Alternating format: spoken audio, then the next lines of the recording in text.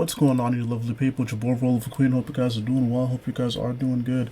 If this is your first time on the channel and you happen to enjoy the content, please be sure to hit that like, hit that subscribe button, and turn on your notifications. We are 15 subs away from the big 1K. So listen, my birthday is next month.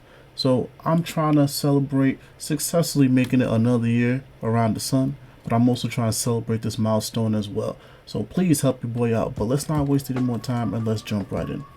So about a month ago, I was on here with AJ and Quentin, and we talked about DC Power and we talked about Black Lightning, which had recently concluded. So to save you guys the trouble, I wasn't a big fan of Power and I wasn't a big fan of Black Lightning. I thought Black Lightning was too convoluted and the story could have been told in a more simpler yet impactful way. But I did give Brandon Thomas his credit because in the midst of the mess that was that miniseries, I still do feel that he has a good voice for Jefferson and Anissa and Jen as well. Now, if I'm going to talk about Power, what I didn't like about that, I thought the art was very rushed and just downright lazy. This was something that did not take a lot of planning and was thrown together last minute. And I felt that the writers chosen for a lot of these stories were not a great fit, and they did not highlight what I feel are some of DC's best heroes in a great way. Judging both of these books, which are the tee up for Power Company Recharged, I was not hyped going into this book at all. But Hill is the one that's writing this, so I decided to give it a go. So let's talk about it. How did Power Company Recharged do? I thought it was decent. It wasn't perfect. It was definitely better than the two books that came before it. Now, let's talk about pros. This was a simple ABC story. The pacing was on point, and at the end of it all, I felt satisfied. I felt more satisfied with this than I felt with Power and the 4 or 5 issues of Black Lightning. So obviously, if I'm judging this saga, this is the better one in terms of storytelling. Next up, the dynamic between Jace, Vixen, and Duke. Obviously, well, actually not obviously, it's these three that are the bulk of the story. These are the ones that are on the field for the majority of this issue. And they work well together. But the real juiciness here is between Jace and Vixen. Because here, Jace is acting like he's Batman, but black. Like, no, seriously. Hill wrote Jace as the same way he wrote Bruce, and he has experience with Bruce with Batman and the Outsiders and Detective Comics. But yeah, I'm not even saying this to be a dick.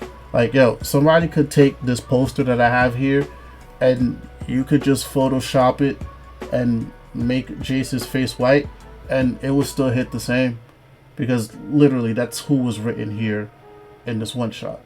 But I am gonna give grace because we don't have much to work with Jace Fox. So maybe in this point in time, Jace decides while he's trying to figure out who the fuck he is, okay, let me just act like Bruce. So was it cool to have a Batman here? Yeah.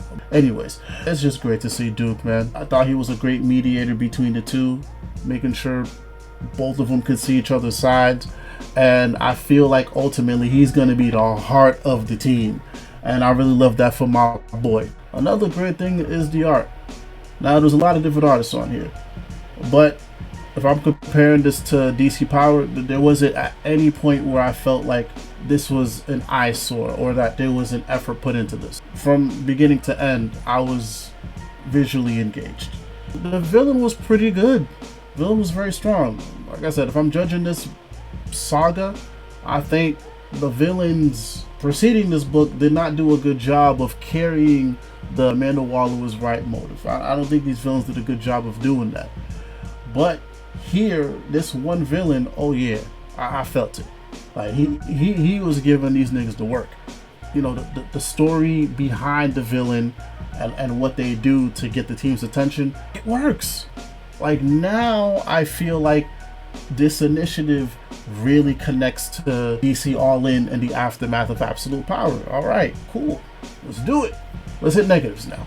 Power and Black Lightning made it seem like Jefferson would be on the field more, especially when you look at the promo images and stuff, but he wasn't. Him and Josiah had the same amount of panel space, which wasn't much. They came in, debriefed the team, and said a couple inspirational things here and there, and then they fucked off.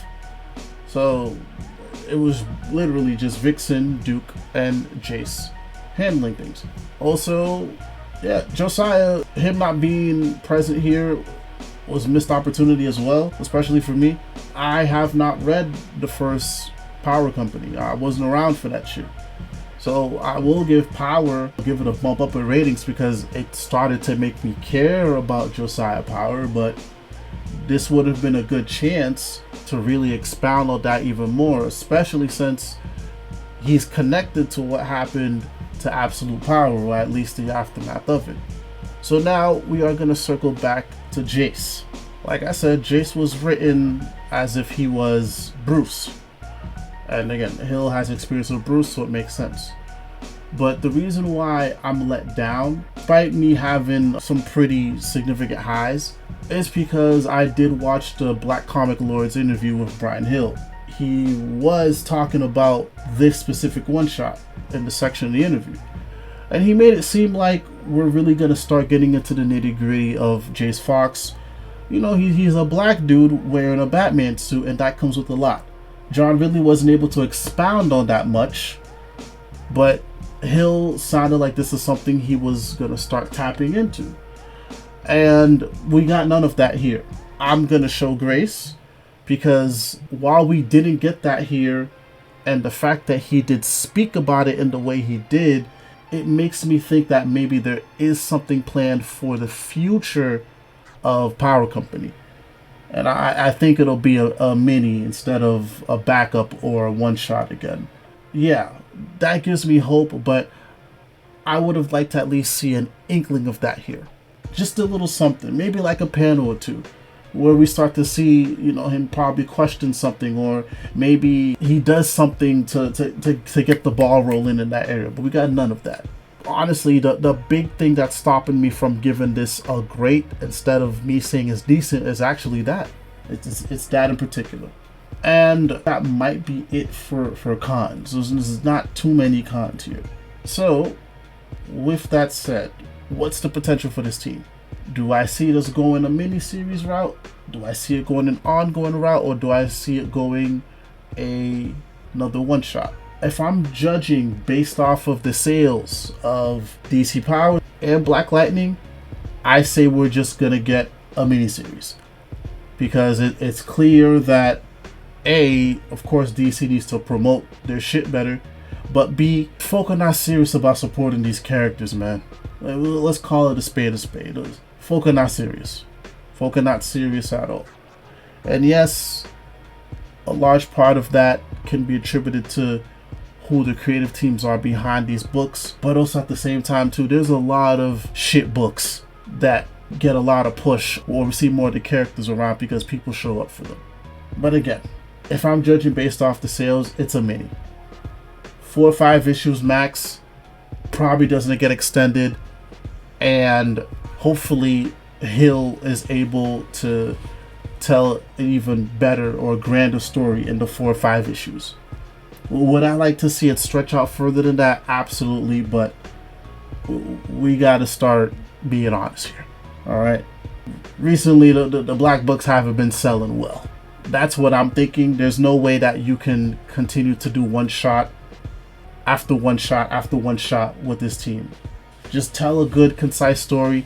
Do something that elevates everybody involved, and hopefully everybody can land in a better place, so the next writer can pick them up and hopefully do some more interesting shit with them. With that said, I would love to hear your thoughts down below in the comments. Did you pick up DC Power Company Recharge? Did you like it? Did you not like it? What were some of your favorite parts? And most importantly, what do you see for the future of this team? Do you see it being something lengthy, or do you see it something being a one and done? And also, let's have a conversation about the support behind these black heroes. You know, was I tripping with that statement? Thank you guys for checking out the content. If you enjoyed it, please be sure to hit that like, hit that subscribe button, and turn on your notifications. Much love, much peace. It's your boy Roliver Queen. I'm out.